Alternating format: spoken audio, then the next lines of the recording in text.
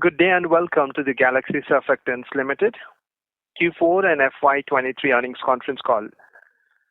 We have with us today from the management, Mr. Unatan Shekhar, Promoter and Managing Director, Mr. K. Natarajan, Executive Director and COO, Mr. Vaidyanath Kulkarni, Executive Director, and Mr. Abhijit Damle, CFO.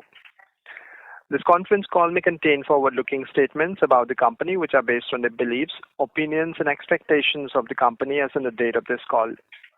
These statements are not the guarantees of future performance and involve risks and uncertainties that are difficult to predict.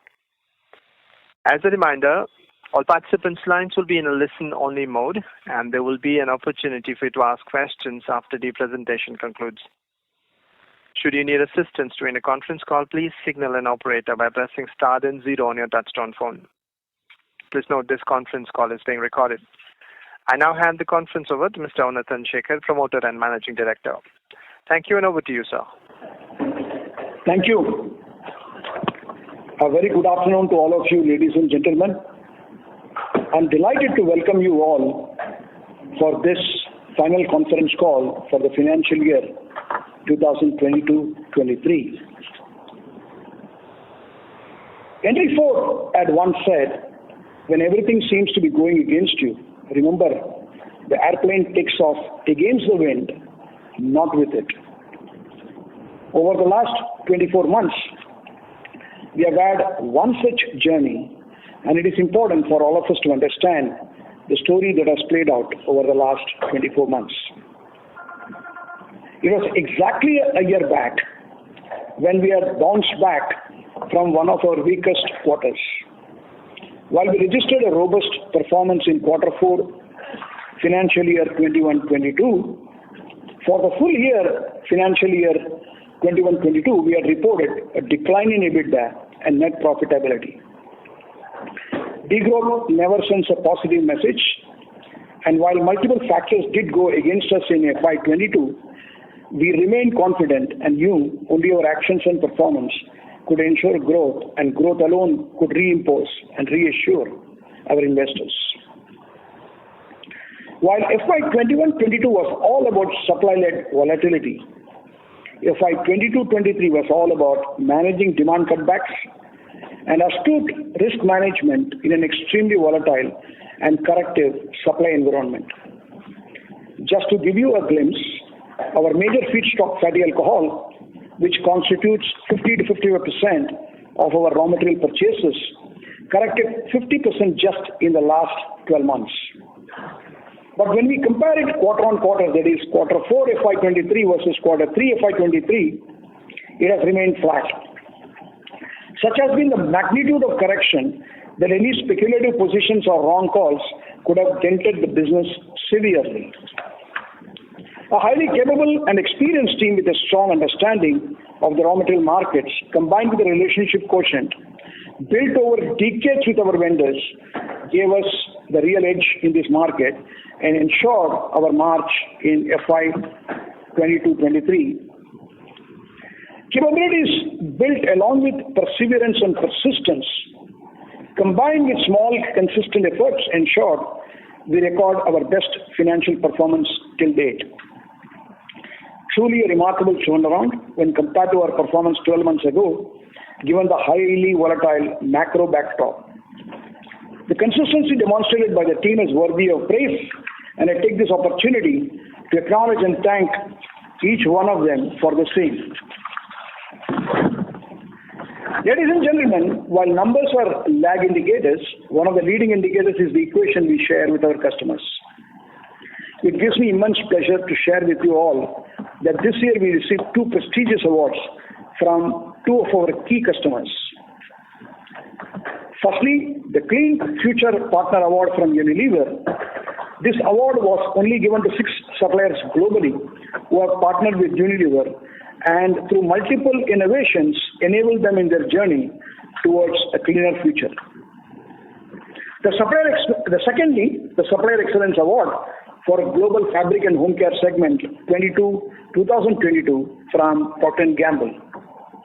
Every 2 years, Procter & Gamble recognizes and thanks from over 40,000 suppliers, its key suppliers with excellence awards, in different business groups. It gives me great pleasure to share that this is the first time in the history of Procter & Gamble, an organization from India, Middle East, Africa, that is the IMEA region, has won this award. As it is said, success is a journey and not a destination. And for us, the journey of innovation, partnering with purpose with all our stakeholders, and delivering consistent performances continues. The inherent business model remains robust, and with a strong talent pipeline, we remain positive, confident, and optimistic about a bright future. Moving on to business performance, it is important we understand the structural drivers and focus more on the outlook. Starting with India, which continues to outperform, the uptick in premium consumption, revival of rural demand, and entry of a new player overall bodes well for the home and personal care space. While there may be a few quarters of volatility, I personally will insist that you all look at the bigger picture. Structurally, we are now getting into a zone where 8 to 10% volume growth across segments over the next 3 to 5 years is a strong possibility. Africa, Middle East, Turkey has been a point of concern now for the past couple of years. While macro headwinds on account of currency devaluation and inflation yet remain, there are signs of stability emerging. While it will be too premature to talk about growth, we do believe Africa, Middle East, and Turkey will emerge stronger from this. If we reflect on our Q4 performance, excluding Egypt, the rest of Africa, Middle East, Turkey did see a 7% volume growth in this quarter. We do see this momentum sustaining. As for Egypt, volumes seem to be stabilizing and growth should make a comeback by H2 FY 2024. The rest of the world, which primarily includes the developed markets of Europe, Americas, and Asia Pacific, have again been impacted by geopolitical issues and inflation. The adverse performance here has impacted our specialty segment. The key here will be permanent receding inflation and resolution of geopolitical tensions.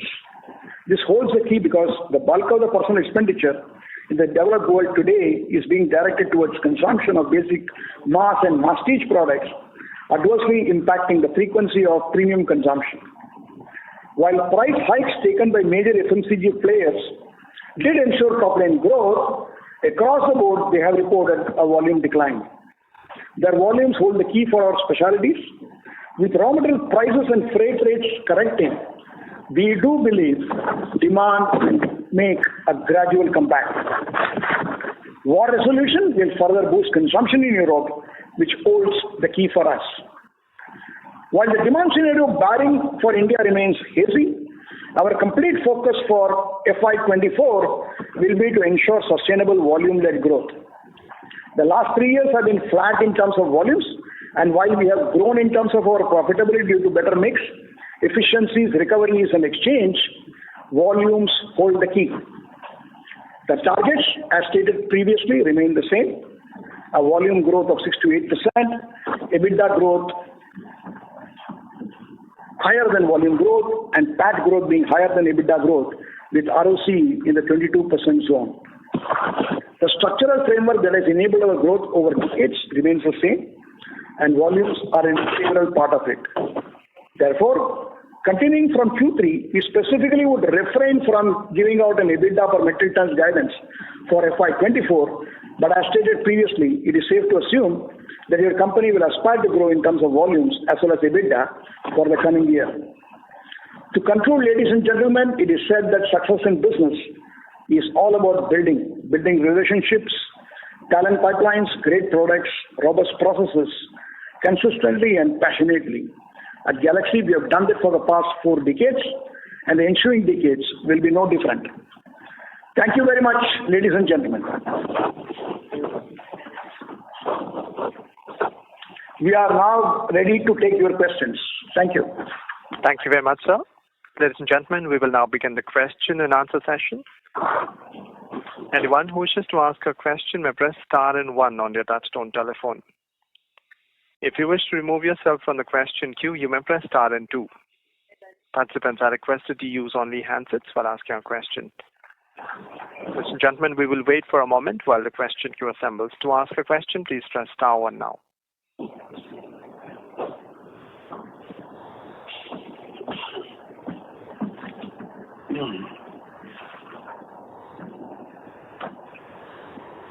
We take our first question from the line of Nikhil Rungta from Nippon India Mutual Fund. Please go ahead.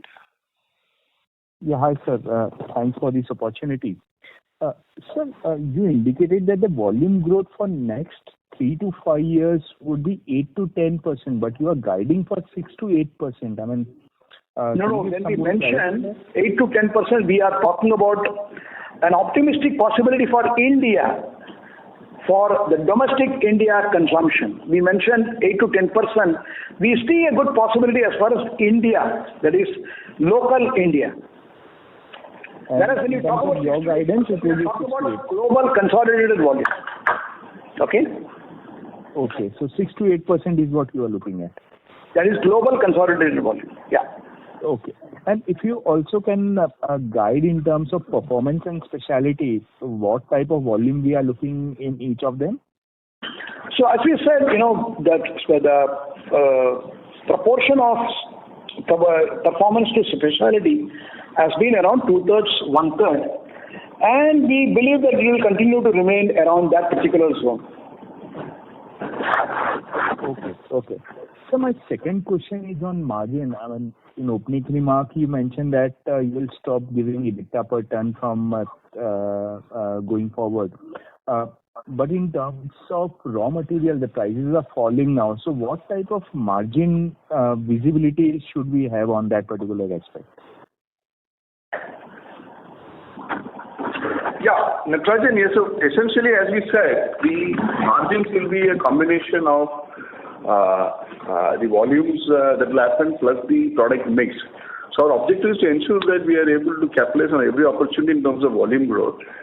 And the raw material price reductions, obviously, we'll have to manage it very judiciously in terms of pricing it well, okay, to ensure that the demand growth is ensured and, ensure that we are able to make it margin accretive. So it will be a mix of a lot of stuff, but the objective will be to ensure that we grow our EBITDA and PAT ahead of our volume growth. Okay. So last question from my side.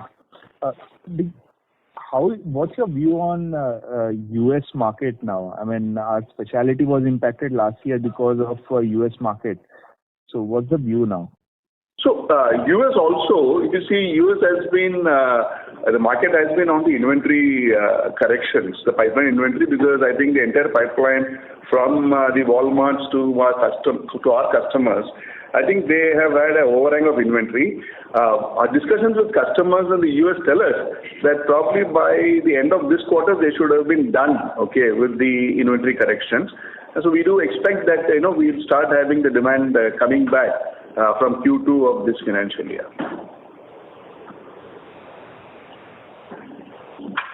Okay, sir. Okay. That's all from my side. Thank you. Thank you.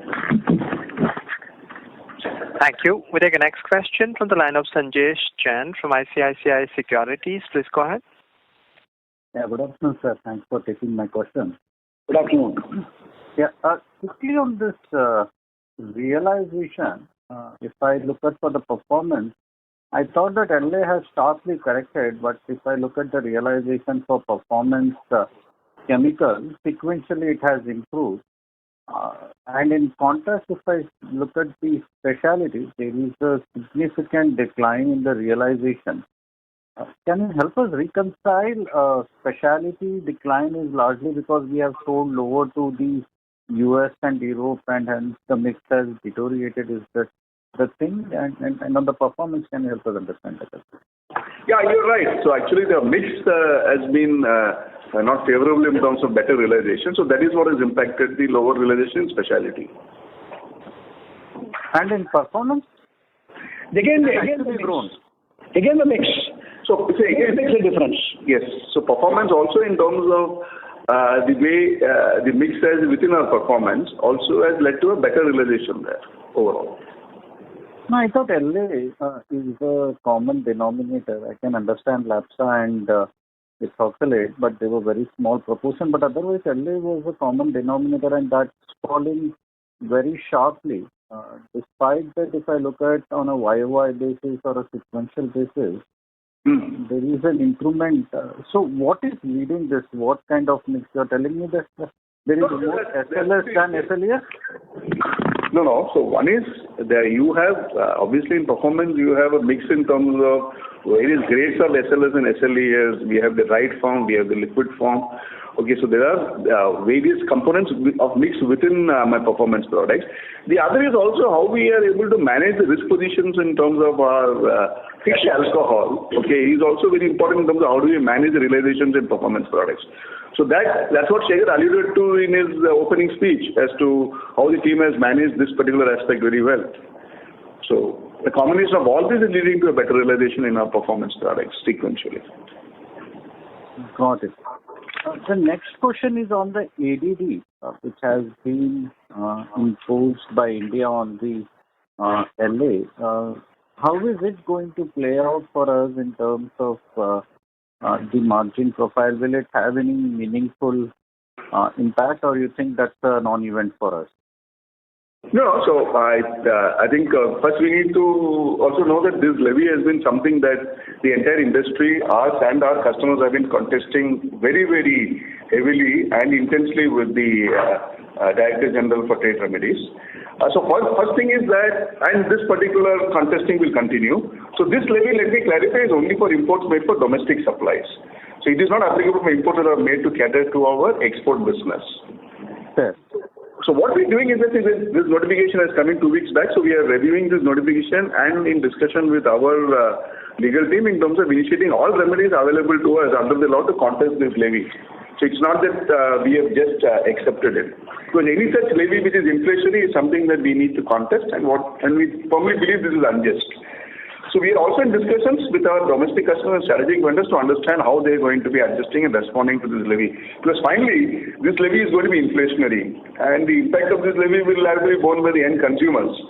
So what we need to do is we need to wait and watch as to how this situation will pan out in the coming months to understand how the ability of our consumers to absorb this impact.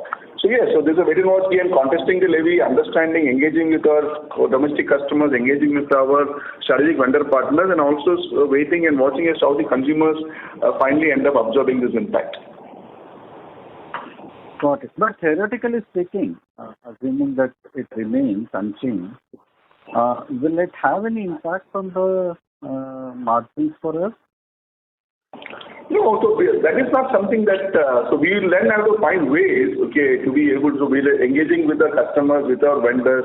So we need to work it out. So it is too premature to comment on it, but yes, our this thing would be to see how we are able to ensure that our margins are protected, and final summation, it will be reflective. It will only happen if the end consumers bear the brunt of the impact, but finally that's how it gets passed on. So that's what I said, we need to wait and watch because it's just 15 days old. And we need to ensure that we are able to ensure that the impact is contained. Got it. Second, on the volume growth on the ROW side, particularly US and Europe, is it more of a inventory destocking because of a steep fall in raw material, or customers are worried of an underlying demand itself? No, so in Europe it is certainly underlying demand cutback. Okay, there is something that we could clearly see, and that's the reason why consumers are more towards mass and masstige products in Europe. Whereas in US we would like to believe that the inventory destocking which has been going on for the last almost 6 months will come to a stop by the end of this quarter. So anyway, we would be more clear in quarter 2 as far as US is concerned. The pain we believe in Europe will be longer. And Europe is bigger for us than US, right? Not really. Not really. Okay, because of Trike being there, US is equally strong. Correct. Okay. There was last question on the AMET side. I think in your opening remarks you said that ex of Egypt, AMAT has grown and Egypt is what is showing this decline. And the second thing, we are come on a very, very favorable base. Last year, same quarter, the volume decline was as high as 29%. I think that should also be helping us. When should we start seeing this again going up? Because inflation in Egypt and all looks like stabilizing. The elections probably on the verge of getting behind in Egypt and all those stuff. So do you think second half we should be again back to upwards of 15% volume growth for normalization in the AMAT market? Is that possibility? Yeah, that is what we would like to expect and be optimistic about. And what is the growth ex of Egypt? I'm sorry, please come again.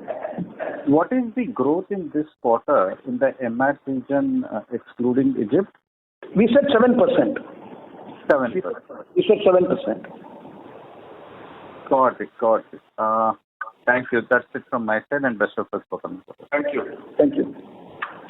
Thank you. A reminder to participants, if you wish to ask a question at this time, please press star and 1 on your touchtone phone. We take a next question from the line of Aditya Khetan from SMIFS Institutional. Please go ahead. Yeah, thank you, sir, for the opportunity. Sir, my first question was onto the raw material side. So when we look at the raw material, so 50 to 55% is fatty alcohol. And how much would be fatty acid, ethylene oxide, and DMAPA? So total raw material to take is about 70%. So this is 50-55%. The balance would be all this put together. So remaining would be, so fatty acids, sir, would be how much you said? All the other raw materials. Okay. Sir, just a question. So in this quarter, sir, what we are witnessing on quarter basis, so the fatty alcohol prices have been almost flattish. But some of the surfactant prices like the alcohol ethoxylate, so they have witnessed a decline of 20%. So it seems like the spread has declined for the quarter on spot basis. But despite your numbers are showing a robust, so good margin. So just wanted to understand this correlation. So as I said, this is a combination of the mix that we have, and also in terms of manage our feedstock risk and positions. So a combination of all this ensures that you are able to manage your margins well. Okay. But sir, this data is correct, sir. So fatty alcohol on quarter basis, so it has been flattish. The current prices might be lower, but on quarter basis it has been flattish, right? More or less, yes. Yes, sideways. Yeah, but then on ethoxylate front, I'm not able to make any comment on that. Because you're saying that it is 20% lower, which market, so we are not clear about that. So I don't think we're able to comment on that. Okay. And sir, my third question was, sir, when we look at your history over the last 7 years, we have added approximately 1.5 lakh tons of capacity overall, including performance and specialty. So how much of this, if you can highlight, would be into the performance side, capex, so capacity and specialty? So 1.5 lakh tons we have added. If you can help me with the split, this much was performance products. Major. How much, sir? Major performance products. Yeah. Mainly into the performance side, you're Yes, correct. Major. Yeah. Majorly into the performance side. Okay. Sir, how much is the maintenance capex, sir, per annum which we incur? About 150 to 170 crores, correct. That is the capex. Maintenance capex. Hello. Yes. Can you come again? Yes, sir. The maintenance capex figure. Hey, are you speaking from a mobile phone because your voice, I'm not able to hear you clearly, or because we're not able to hear a question clearly. So it's maintenance capex. Hello. No. Sir, is it audible now? It is better now. Okay. Sir, what is the maintenance capex? Yeah, about 30 to 40 crores per annum. 30 to 40 crores. And sir, our capex guidance of 150 crore per annum, which we say, so where we are adding the capacity for the next 2 years in performance or in specialty? Both. And so the quantum would be, sir, how much? Yeah, that we would not want to reveal now, because that will be in terms of when we add it. But then, yes, so it's for both performance and specialty ingredients. And we don't reveal as to what is the proportion of the capacity addition between these two. Okay. And so the guidance on the EBITDA per metric ton that we are keeping at around 16 to 18 rupees per kilo, right? No, we have said that we are not giving out any guidance EBITDA per metric ton. We made clearly in our call, in our opening address. Okay, sir. Okay. Got it. Thank you, sir. That's it. Thank you. We take a next question from the line of Aditya from Securities Investment Management. Please go ahead. Yeah. Hi, sir. Thanks for the opportunity. So, sir, I understand this question might have been asked before, but still wanted to get a better understanding. So, what has led to the increase in EBITDA per ton, from an average of 16 to 17,000 to now around 24,000-25,000? Because when I look at your product mix, the mix of performance and specialty has remained more or less the same. So, what has contributed to this increase? Yeah, so one of it is within specialty and performance also, we have a product mix that obviously can be made favorable. So last year has been in terms of the judicious management of our costs, our raw material positions, our ability to price in markets where we could get a better pricing, as what has led to better EBITDA per metric ton. Right, and just wanted better understanding how this year the sales volume in Africa has decreased while those in India has increased, which might have led to an increase in EBITDA per ton. So now if we were to consider the growth in Africa to come back in this year, would our EBITDA per ton be seeing a decline because of increase in sales from Africa?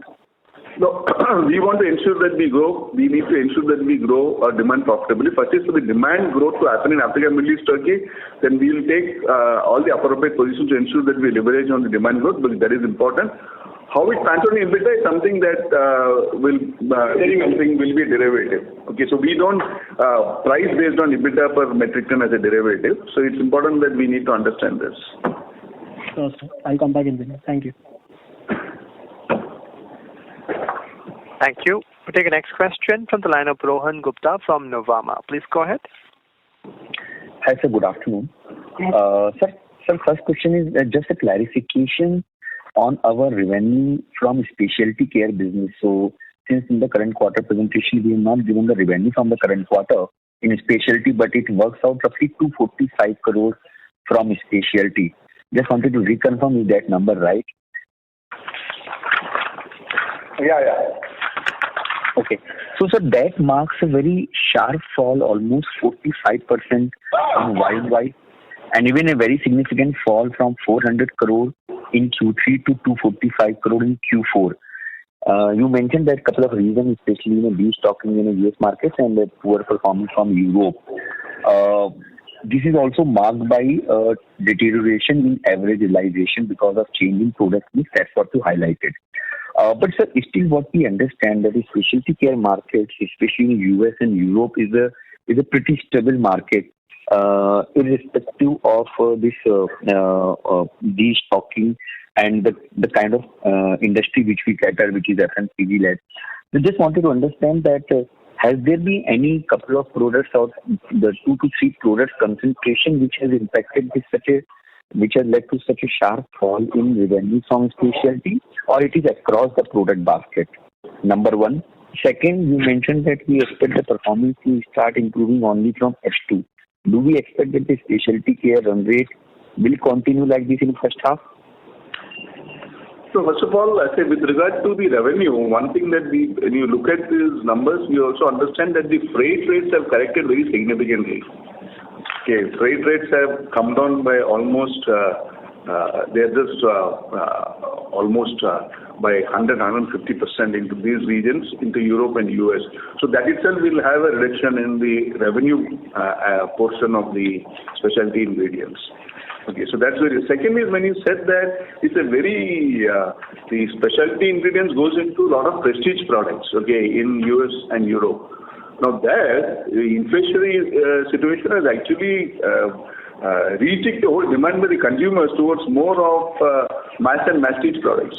So when this prestige and premium products demand gets impacted, obviously our specialty ingredients gets impacted. And the destocking is happening more in terms of all the specialty ingredients because a lot of stocks got built up in anticipation the demand would continue at the robust level that what it was, which we saw towards the end of last financial year. Okay, so we expect this scenario to start improving, or the destocking should be over by Q2, and that may still lead to a slightly pressure on first half, and then only can expect it to improve in second half from a specialty care product basket. So when we talk to our customers in Europe and US, I can tell you that the US customers are a little bit more bullish about things improving from next quarter. But when you look at Europe, the issue is more in terms of demand itself has gotten impacted, because of the huge inflationary impact that happened. So things now are getting better in terms of gas prices coming down, commodity prices coming down. So this augurs well even for Europe to come back. But Europe probably we would say should start coming back from end of this first half, whereas US should probably start reflecting from the beginning of the second quarter. Okay. So second question is on our other expenditure, which has been continuously falling very sharply, has peaked in a current year first quarter, and then since then has been coming down. It is all mainly led by the fall in freight cost, or there are some other variable also reducing this cost? It's mainly freight cost. Mainly freight cost, because it was 147 crore in Q1 and has fallen to 117 in the current quarter. Yes. Was this power and fuel cost is also included there, and is it significant? Yeah, power and fuel is also included in other expenses. And is it also significant to reduce these expenses? No, there will not be a reduction because of power and fuel. Yeah. Power and fuel has actually been a little bit inflationary in India. You would know that. Okay, so this is mainly because of the fall in freight cost. Yes. Sir, second is, our capex guidance is roughly 150 to 170 crore for the next year, right?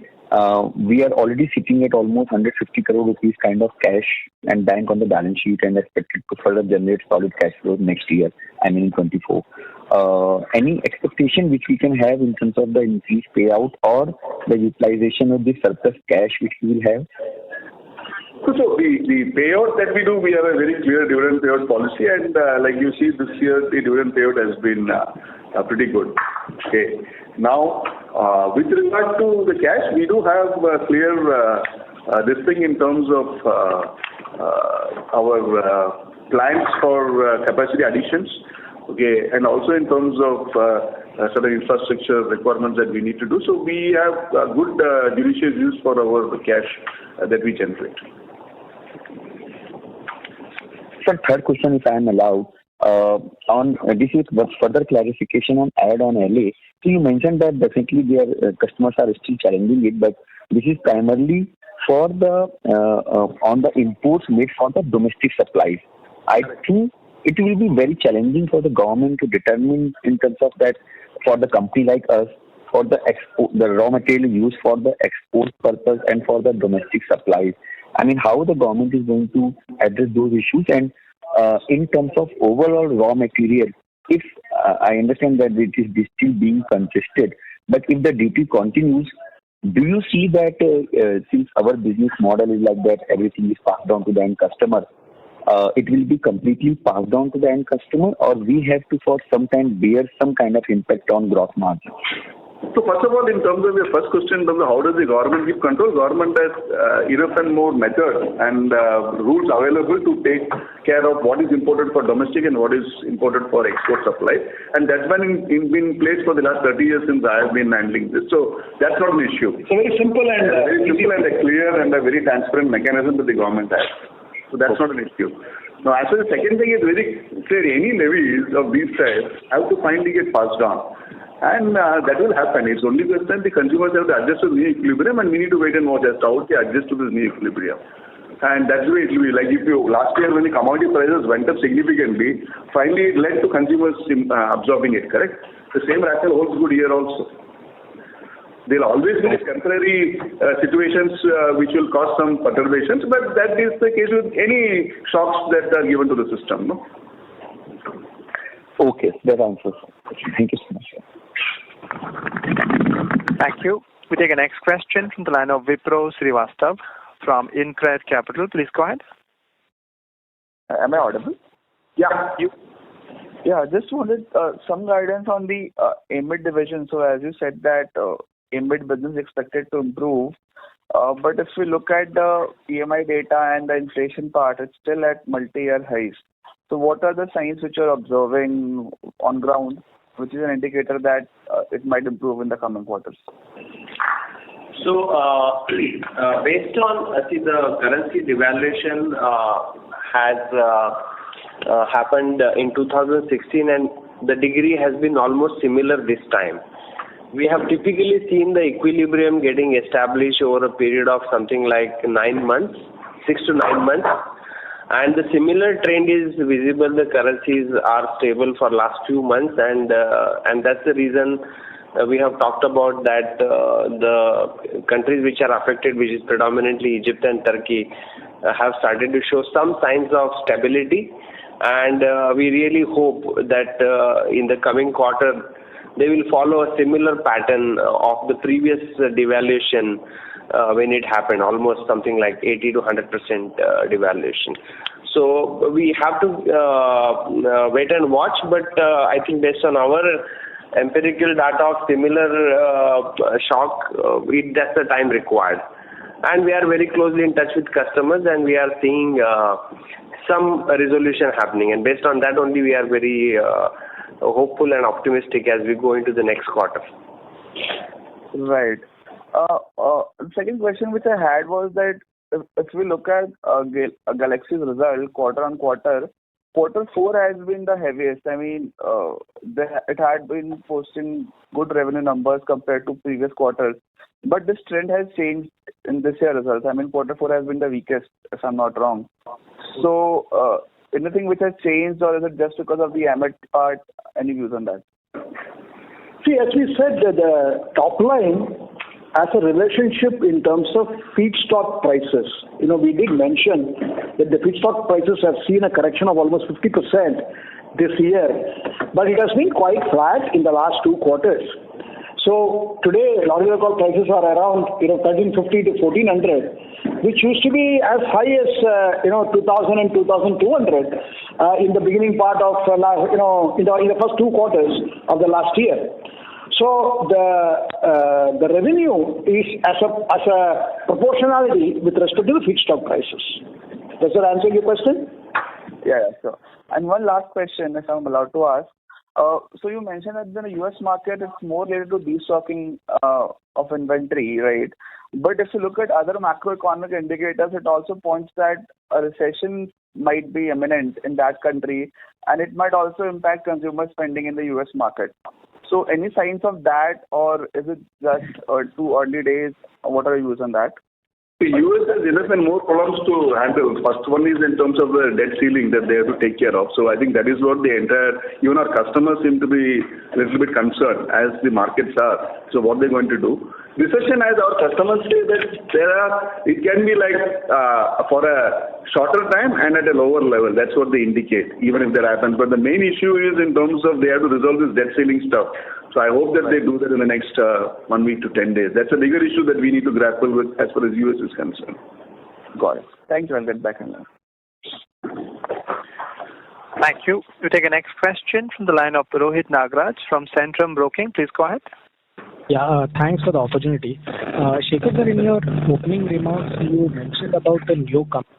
I'm sorry to interrupt, Mr. Nagraj. There is a loud disturbance coming from your line. Could you please use the handset and speak a little closer to your mic? Thank you. Yeah, is it better? Much better, sir. Please go ahead. Thank you. Yeah, thanks. Thanks for the opportunity. Sir, in your opening remarks, you mentioned about the new competitor. So could you just give a little more details in terms of which segment that competitor? We didn't say new competitor. We said new player. New right. Customer for us in the home and personal industry who is emerging. And all of us know who he is. Okay. I thought the competitor. My bad. Sorry. Yeah. Second, in terms of Trike, any more understanding and how it is faring well, given that last year the specialty care products has got impacted, so I believe there would have been impact on Trike as well. So what is the strategy on which we are working, and what is the timeline that this particular segment can be a substantial segment over the next 3-4 years? See, whatever we mentioned about US is valid for even the Trike business. Okay. Now, what we have done is in terms of fortifying our product portfolio in terms of new innovations. We have come up with innovations to address what we call the indie brands, the small customers, and then we have come up with multifunctional products for various combination of end-use benefits. So that is what we have done in terms of preparing ourselves, in terms of fortifying ourselves. Now, but what is important, as we said, is that the demand suddenly has to come back, and people have to start spending on premium products from what they have done in the last few quarters in terms of spending more on mass and masstige products. Right. Got it. So second question in terms of ethoxylate. So what we understand is that on the agrochemical side, the demand has been quite lackluster, and obviously ethoxylates also go in that particular segment. So will there be any, is there any fungibility that ethoxylates going into agrochemicals can also go into home and personal care or the FMCG products, and will that have any kind of impact on us? See, we are very, very selective in terms of the ethoxylates that we make and sell, and to the types of customers. Okay, so we are not in the general ethoxylate market. We are very, very selective and very, very specific, and a large part of our ethoxylates goes for captive consumption. Sure. Got it. Thanks for answering all the questions, and best of luck, sir. Thank you. Thank you. We take a next question from the line of Anubhav Sahu from Macro Research. Please go ahead.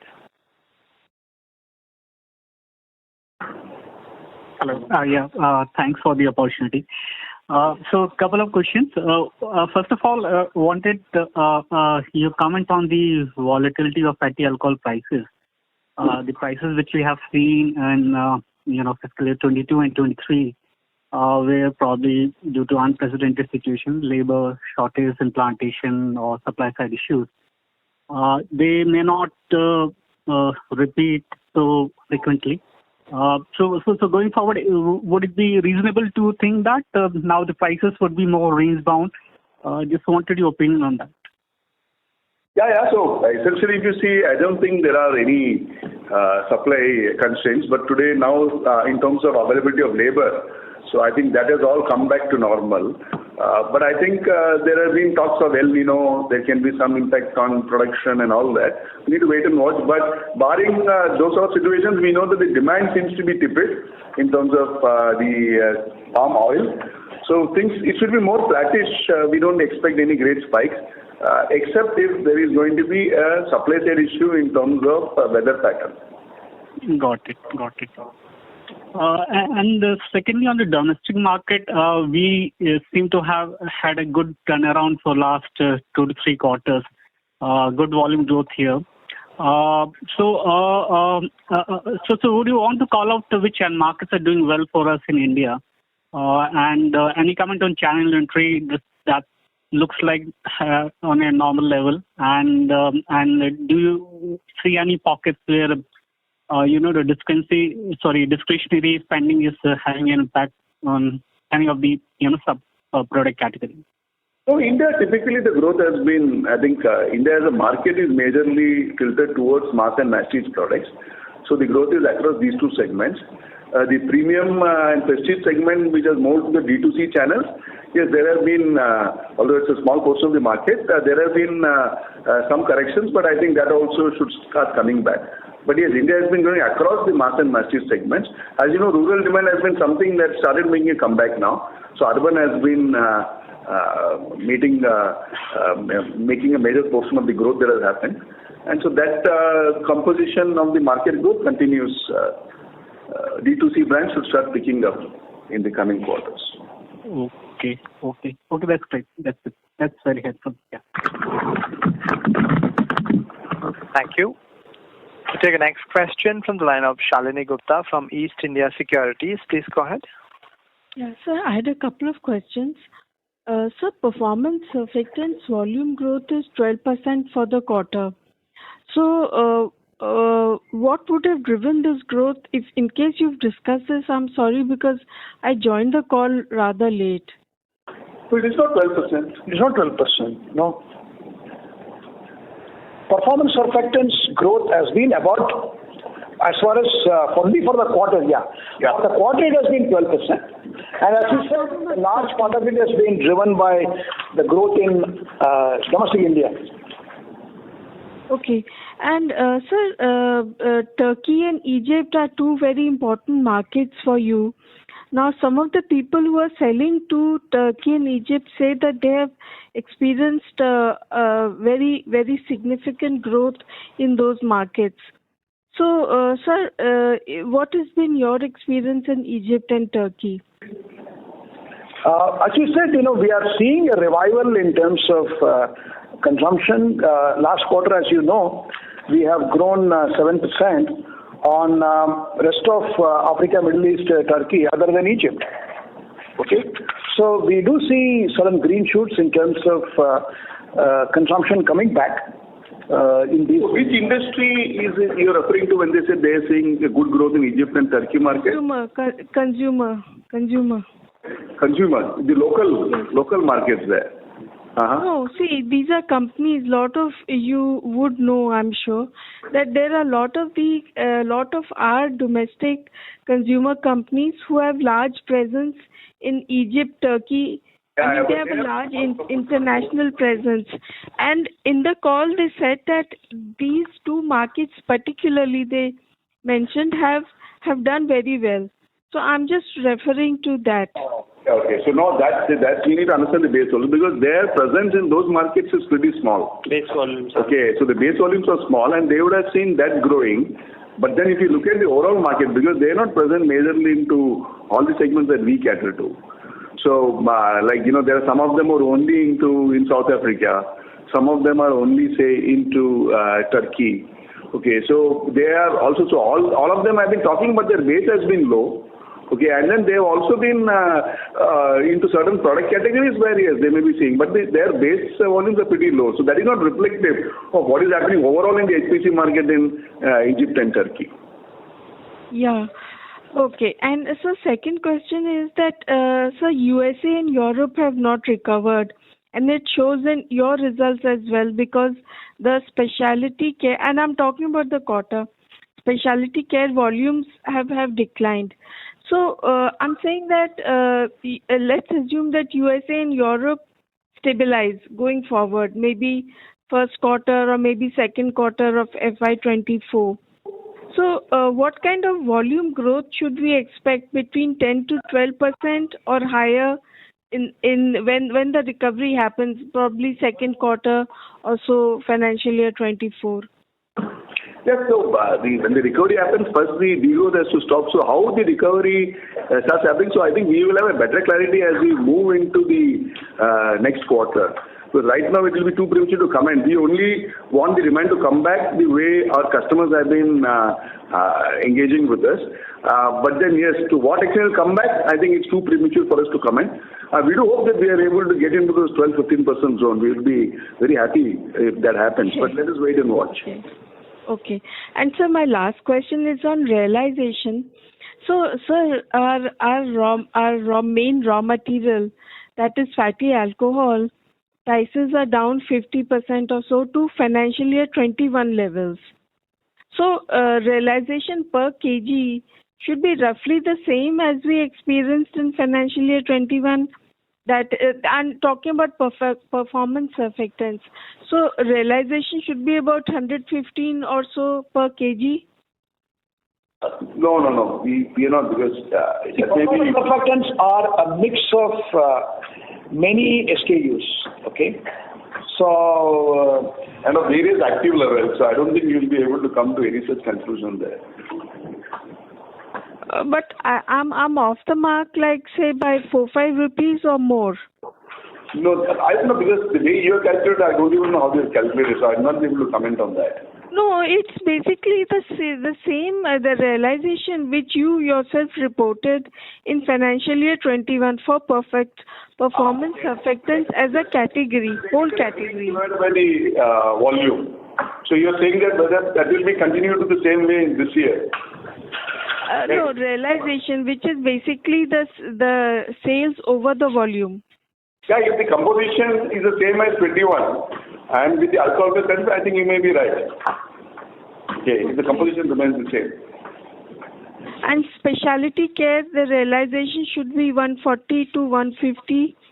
No, specialty care is the mix can have a very significant, so we won't be able to make any specific comment on that. Okay. Mix change has shifted towards protein, is it? No, there are many components to that, so I don't think we'll be able to explain that in a very clear way the way you want it. All right. Okay, sir. Thank you. Those were my questions. Thank you. Thank you. We'll take a next question from the line of Bobby Jayaraman from Falcon Investments. Please go ahead.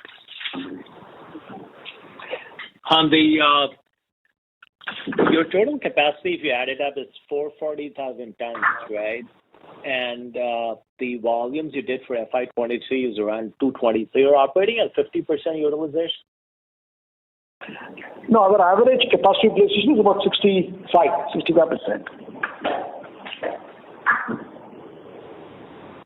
65%. Yeah. Right. So you don't consider across almost 200 products, okay? Yeah. Right. So a major driver of your EBITDA margins would be the operating leverage, right, as it goes up to 80% or something. Yeah. But as we have always said, when it reaches 80%, we start thinking about a new capex. Okay. So you have quite a lot of free capacity now. Yeah, because it's not a free capacity across every single product line. Okay, because when we plan a capacity in specialty ingredients, we plan a capacity for a horizon of almost 7 to 8 years, and in performance, we plan for a horizon of about 4 years or so. Okay, so that's the horizon for which we plan a capex. Got it. What is the proportion of sales in India for your specialty chemicals? No, overall, as we say, it is 2/3, 1/3 at the global level. India, obviously, the percentage will be lesser because India is largely a mass and a masstige market. So it's insignificant almost. Yeah. Yeah. Okay. And how do you really internally? How do you differentiate between specialty and performance? Is it a very clear demarcation, or is it just for the investors that you demarcate it that way? Yeah, we have given the definition in one of our conference calls. See, the performance surfactants are only those products which have the fatty alcohols as their feedstock.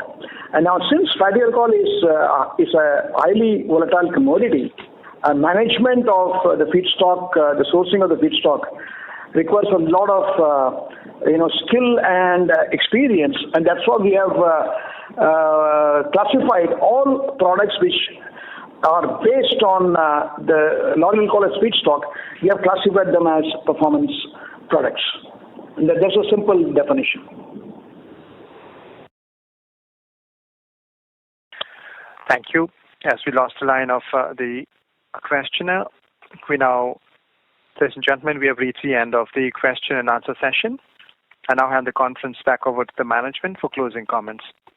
Over to you, sir. Yeah, thank you. So thank you, ladies and gentlemen. Look forward to seeing you again, meeting you again. Thank you. Thank you, all of you. Thank you. Thank you so much. Thank you very much, sir. Ladies and gentlemen, on behalf of Galaxy Surfactants Limited, that concludes this conference. Thank you for joining with us, and you may now disconnect your lines.